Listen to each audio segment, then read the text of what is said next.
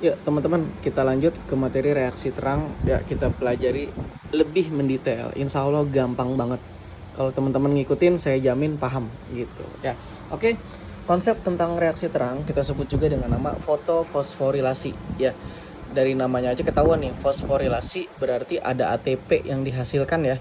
Foto karena energi yang dipakai adalah energi cahaya. Bisa juga disebut dengan reaksi Hill.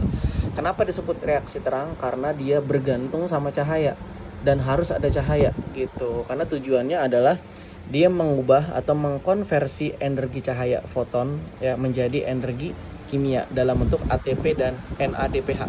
Jadi tujuan dari reaksi terang itu mengubah energi cahaya ya bisa dari matahari atau yang lainnya menjadi energi kimia berupa ATP dan NADPH yang nanti ini dua ini akan digunakan untuk reaksi gelap gitu ya. Oke, terjadinya itu lokasinya di membran tilakoid teman-teman. Di dalam kloroplas kan ada membran tilakoid ya, nah di dalam situ atau di grana ya.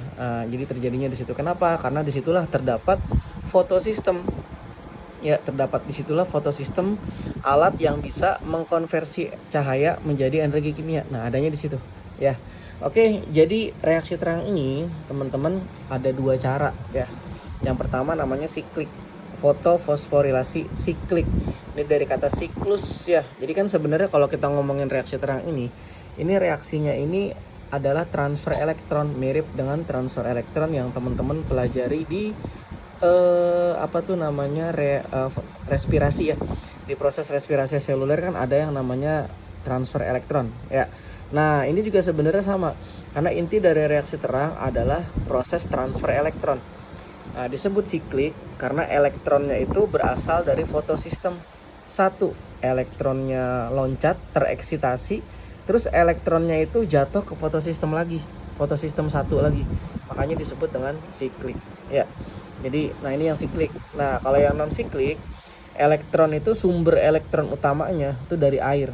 Nanti air itu akan pecah dan menyumbang elektron ke fotosistem 2. Elektron dari fotosistem 2 itu akan bergerak ke fotosistem 1.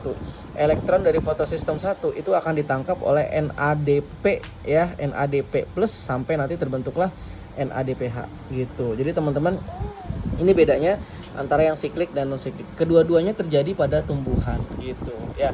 Cuma bedanya kalau yang siklik tadi yang saya jelasin ya. Kenapa disebut siklik? Karena elektronnya itu jatuh ke situ lagi. Makanya disebutnya siklik atau siklus ya. Elektron berasal dari fotosistem 1 jatuh ke fotosistem 1 lagi.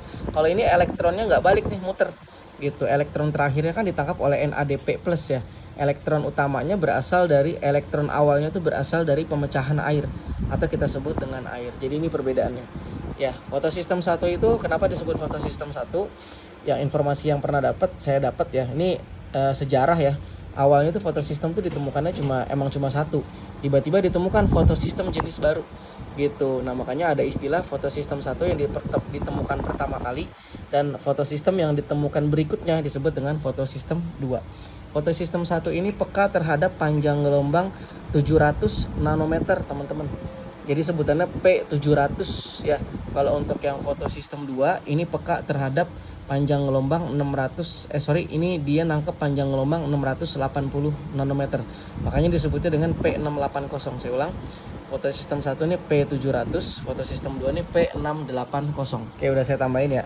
Fotosistem 1 ini menangkap panjang gelombang 700 nanometer, sebutannya P700. Fotosistem 2 ini menangkap panjang gelombang 680 nanometer, makanya disebutnya P680.